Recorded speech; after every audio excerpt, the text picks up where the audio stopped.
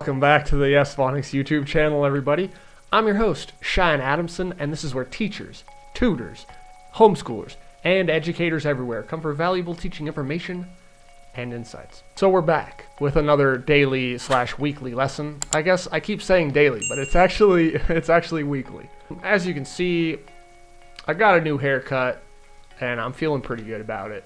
It's actually not even a haircut. It's just a different way I'm styling my hair. So I kind of pulled it back into a little mini ponytail, and it feels good. It feels good not to have all the hair tickling my eyeballs and my nostrils, and just in general being a nuisance on my face. So I'm pretty happy about that. And in other news, we're just going to continue on through this here manual, my Grandma Pauline's Phonics for English K through 3rd grade manual.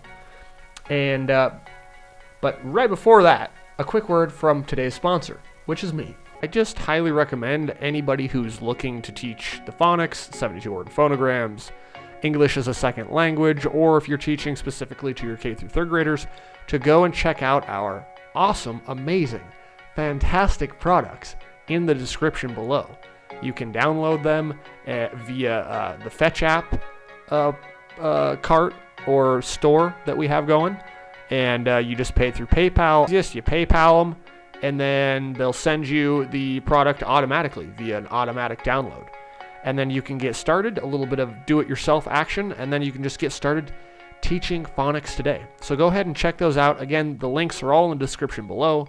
I've got a ton of them, a ton of products on there. I've got this manual that we're going over right now, actually, a full, comprehensive K through 3rd grade English as a second language Phonics for English manual, and I've got the flashcards. I've got a phonetic bingo game. I've got a creative coloring book. And did I say I have the flashcards? I've got them in black and white version and a full color version as well.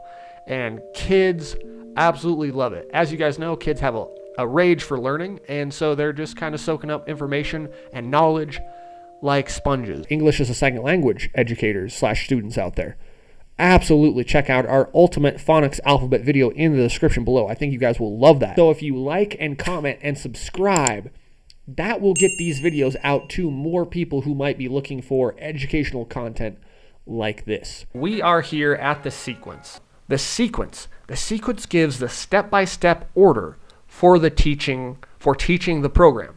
And as my grandma used to say, just start. You're just going to start. So let's go over some terminology. The phonogram flashcards, color handout, or HO, phonogram sheet, reproducible masters. Pretty self-explanatory. You guys will see these phonogram sheet reproducible masters in the manual. They're pretty much right in the very back. It's got all of the captions and illustrations on them, and you can copy as many of those as you want for teaching multiple students. Like I've referred to, like I've said in previous videos, this program, this one manual can teach thousands of students, and it has taught thousands of students because it's totally reproducible, which is awesome.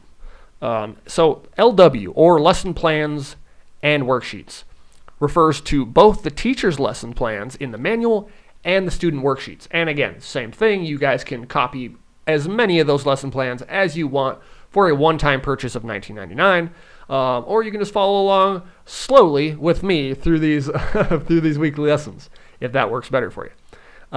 Worksheets. These reproducible masters are given to the students as they are needed. They are not taught in order, 1, 2, 3, etc. They are taught through the sequence numbers with the phonograms, spelling words, and spelling rules. They may be visited more than once during the levels / grades. After the first introduction, they are kept in a loose leaf notebook for further use and reference. So yeah, that's pretty self-explanatory. Not everything is going to be in order. You're going to skip around, kind of like I talked about before. You're going to skip around the manual just a little bit here and there. But, you know, again, you put some tabs in there, some color-coded tabs. You flip back and forth a few times. Boom, it becomes like muscle memory. It's a muscle memory. So yeah, no biggie. Spelling notebook. Spelling notebook. Please let me select. Thank you. The teacher dictates the spelling words for the students to write and mark in their spelling notebooks. The spelling notebook is the permanent record. It is used to construct sentences. It is used to read words and sentences, search for words for the worksheets, and to write derivatives with its root word. Each level/grade uses a new spelling notebook. Pretty self-explanatory, and again, once we get into the meat of the program, you guys will see all of this in action. And I know you think I might be slow walking you here. I might just be stalling or something. But that's not the case. I promise you. It really is just that this is the beginning of the manual, and I really wanted to do justice to my grandma Pauline's manual, and I want to go through it from A to Z, page 1 to the end, so that way you guys can see exactly what I'm seeing, and you'll have a good basis, a good foundation to teach this entire thing. And we're warming everybody up. We're warming ourselves up. We're like, we're gonna run a marathon, and but we gotta do some stretches. We gotta do some active stretching. We gotta do a little bit of training. And this is, you like this analogy here that I got going. Basically, we gotta do a little bit of warm up, and here we are warming up. Construct worksheets. Each level and or grade constructs new worksheets starting from the beginning of level 1, which is spelling sections A through N, which we will cover. This is the foundation on which to build. The students then continue through all of the spelling sections, adding words to the worksheets until they have completed the words for level/grade, which is on page 228. And I'm going to put a little reference to page 228 right up here so you guys can kind of check out what page 228 looks like. Yeah, that's what it looks like. The spelling words are written on the worksheets when specified by a sequence number, not after each spelling lesson. As the spelling words increase in difficulty for each level/grade, the worksheets reflect this in their final composition. Number one in the sequence, which is daily read storybooks aloud. And I've kind of talked about this a little bit before. You guys can go back and check out my earlier videos, but essentially the TLDR is that daily reading storybooks aloud to your kids is phenomenal. Not only for sort of a bonding session with your child, that's kind of obvious, but for increasing their vocabulary exposure to words they might not have otherwise encountered. So this is a great way to kind of prime them, if you will, to getting a better and bigger vocabulary, basically enhancing their brain and their cognitive thinking abilities. When you're teaching this program, number one, you will daily read storybooks aloud. Every time you actually teach this program, the first thing you will do is start out with, let's say, 15 to 20 minutes of just daily reading aloud. Or if you guys are really strapped for time, 10 minutes of your child's or your student's favorite storybooks.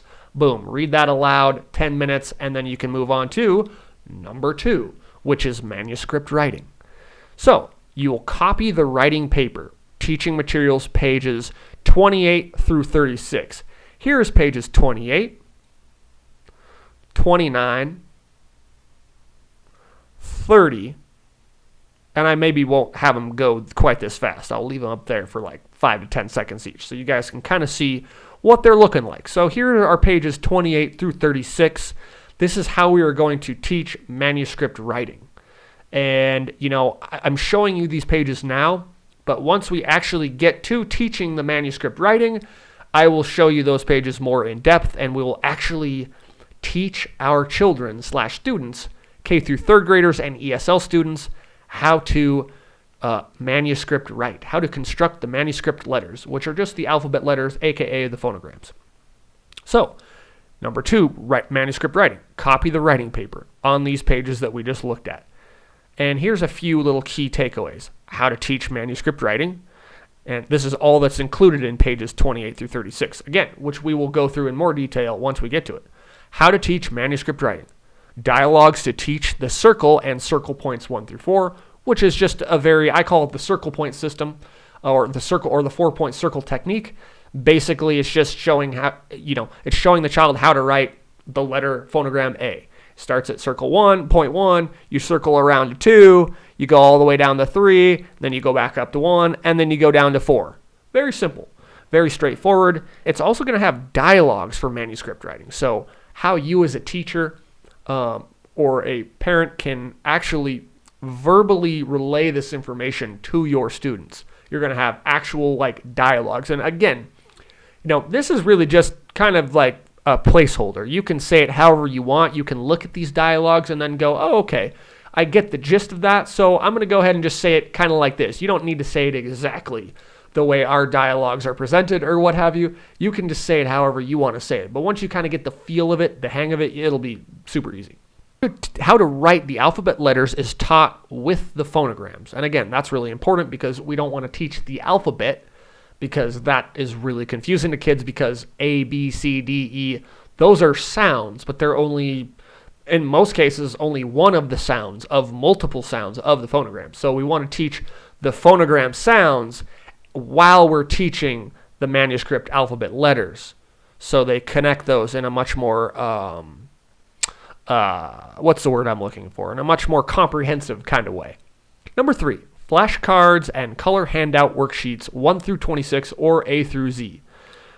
So number 3 in the sequence, this is the third thing that you will do. After you have taught number 2, which is the manuscript writing, you'll have introduced, and even with the number 2, I know I'm backtracking a little bit here, you guys, and I'm throwing a lot at you. But in number 2, you can introduce, you could introduce A through Z. And again, sorry, I'm jumping around. I'm jumping around a lot here, you guys. When you're teaching number 2, here, manuscript writing, you guys could teach only the first 10 alphabet letters in the first day. You could combine number 1, daily read storybooks aloud, and number 2, manuscript writing, and just teach the first 10 alphabet letters, and then teach the next 10, and then teach the last 6 on the third day. But you could read storybooks aloud for those 3 or 4 days while you're teaching all of the manuscript alphabet letters. And then you could continue on to number 3 here, which is phonogram flashcards and color handout worksheets. So however you want to do it. Or you can teach 1 through 26, A through Z, right off the bat and just practice that every single day until your students / children / tutoring students, whatever capacity you are as an educator here, you could do that until they are very comfortable with all 1 through 26 of the phonograms A through Z. So however you want to do it, we give you a little bit of leeway. I personally recommend doing number 2, A through Z, all in the first day, and then just keep practicing it until your students have that down pat. And then you can move on to phonogram flashcards and color handouts 1 through 26. That could work. Or you can just go ahead and just incorporate all of the sequences kind of at once. So it's really up to you. Personally, I kind of like the idea, again, of teaching the manuscript writing, teaching that along with the phonogram sounds that each one makes. But this is going to be really handy if you teach number 3 along with 1, 2, and 3. Because they're actually going to be seeing the illustrations and the keyword captions, which is really great for students who are more of visual learners, if that kind of makes sense.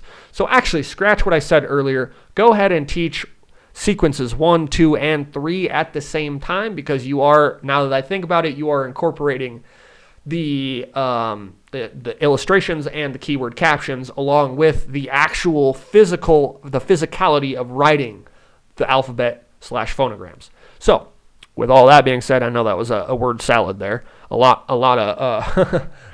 going on here. But maybe you guys are just following along perfectly, and I don't need to be going, oh, I'm throwing a lot at you. So, anyways, number 3. Introduce 2 to 4 phonograms each session using the phonogram flashcards and teaching materials, pages 37 and 40. And as you guys can see behind me here are pages 37 through 40. And some takeaways from pages 37 through 40. You're gonna see how to teach phonogram flashcards and phonogram sheets, along with illustrated keyword captions for coloring and handouts with dialogues. We're also going to go over dialogue for dictating the phonograms, again, which is just those little kind of placeholder dialogue speeches. You'll get down your own dialogues of how you want to present, verbally dictating these phonograms to your students. You'll figure that out, or you can just use word for word our dialogues, whichever works for you. We're also going to have a dialogue for single letter phonograms. We're going to have a dialogue for the phonogram sheets, which are the color handout worksheets. And we're going to have manuscript writing materials. So again, same with number 2 in the sequence. Once we get there, we will be going much more in depth into those pages. But here's a good, nice look, and here's a good, nice recap for what we will be learning in sequence 3 once we are there. So, something important, don't wait for the total mastery of the phonograms or exact manuscript writing before moving on to spelling and the multi-letter phonograms. So, exactly how it sounds. If your students or children don't have the exact total mastery of the alphabet letters 1 through 26, don't worry about it. Just go ahead and move right on to the multi-letter phonograms, because as you're teaching this program, you're going to be incorporating all of these steps in the sequence into steps. So literally you'll start with sequence 1, read storybooks aloud, go to sequence 2, manuscript writing. Even if you're like 15 to 20 days into the program, you will always start with step 1 of the sequence and then go down to step 2 of the sequence, step 3, step 4, etc., if that makes sense. So you don't need to wait for total mastery of the phonograms or exact manuscript writing before moving on to the spelling list and the multi-letter phonograms. So number 4 in the sequence, or if you want to refer to it as step 4 in the sequence, teach the alphabet letter names and numerals, 0 through 9, page 32. Here is page 32. That's what this looks like. So yeah, I mean, that's really self-explanatory. Once they've learned the A through Z phonograms and the rest of the I can't do math. Math is hard.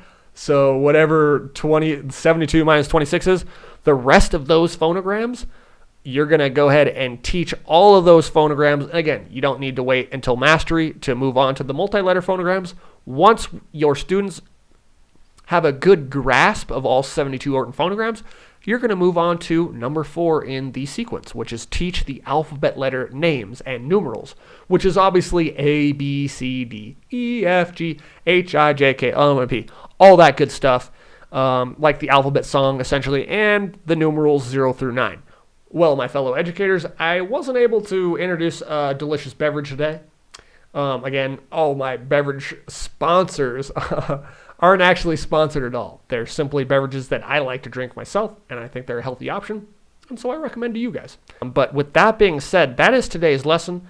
I hope you enjoyed it. I hope you came away, like I said last time, I hope you came away with some new information, and I hope these videos are valuable. And if they are valuable, if you like this kind of content, it would help me out a lot, and I'd be truly humbled if you actually just smashed the like button and shared this video with your fellow educators, your fellow homeschoolers, people looking to teach English to their K through 3rd graders or teaching English as a second language. I would highly recommend and be totally grateful if you shared these videos with them. And I would be doubly grateful if you subscribed to this channel. When people subscribe and like and comment and share videos, it shows and tells YouTube and their algorithm that these videos are likable and that people want to watch them. And so it promotes these videos to more and more people, which thus generates more and more traffic to the channel, thus getting more subscriptions and likes and comments and shares, etc., etc., etc. So I'd be very grateful if you did all that for me. So that's my humble ask for the video. I guess I humble ask that every time, but here I am doing it again. I hope you have a great day and that you're getting some sunshine wherever you're at. And until next time, be well and stay classy.